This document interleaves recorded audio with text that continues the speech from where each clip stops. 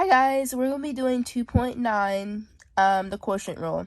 And so let's get started into some key concepts before getting into question 1. And disclaimer, I don't know if we're going to be able to get through all of it because it is a long process and it does take a long time to explain. Basically, they're just like the same thing. This one's just using a table to plug in values. So yeah, I just probably do this one because this is like the root of how you're supposed to do a quotient rule. Yeah, let's get into it. H of x is equal to f over g. So how I like to remember it is that when functions are divided by one another, you always, the result for setting up the equation, like for derivative, will be division also. So it would just be like, the product rule, how we cross multiplied the derivative of the functions and stuff like that. It would be like that for the top, but you put a minus. And also, the derivative, let's say this g, f, g prime, f, not g prime, derivative of g, derivative of x, cross multiply. But this one is a little bit different for the quotient rule. The ones that are going down, that is a negative slope, and the ones that are going up is positive slope. So you can see, I like to remind myself like that, how I set this top portion up. So this one will be positive, this will be the positive one, and this will be the negative one. So the negative one is going down, as you can see. Well, I set this one up wrong. The ones that are going down, I just wanted to match it so people don't get confused. But this is the negative, as you can tell in the formula, it's a negative, and this one going up means a positive slope.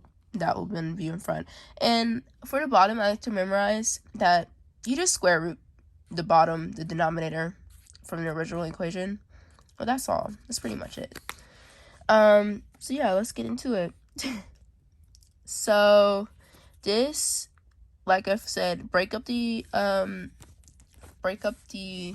problem into like your different variables and different functions. So as you can tell, this one has a +4, but that doesn't really matter because it'll be a constant. And remember, constants are going to be 0 regardless when you try to find a derivative of them. And I just like to do this because we're going to do the cross multiply thing. And yeah, the derivative of that will be 2 because x1 minus 1, you get it. Yeah, it's just like you gotta get in all those other steps from the other lessons. Like it's just building on top of each other, and it's so hard to not, like, if you're like behind. I'm blabbling. Let's get back into like the problem.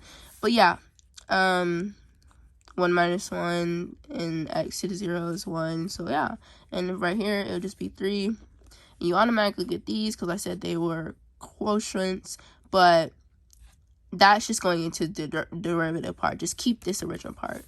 So cross, and then the ones that are going down is negative. Like the line that's going down is negative, and the line that's going up is positive.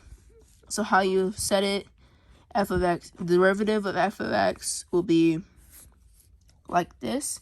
So the positive one will go first. It'll be 2 times 3x plus 2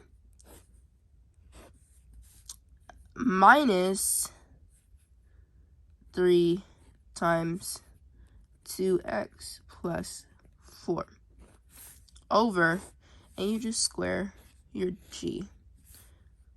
And be 3x plus 2. And I'm going to try to simplify that like over here. So yeah, hold on. And this is after me simplifying it. I know I made a lot of errors because I have pen and it's hard to, you can't erase. Of course I made the errors. Look at it. The thing is wrong. But I'm going to correct it in the next and I just part of the ahead video. And simplify So to make it get on easier. to me. And that will be just negative 8 over 3x plus 2. Yeah. And that's your final answer. Disclaimer. Stop here. Just stop here. This is your answer right here. Just stop here.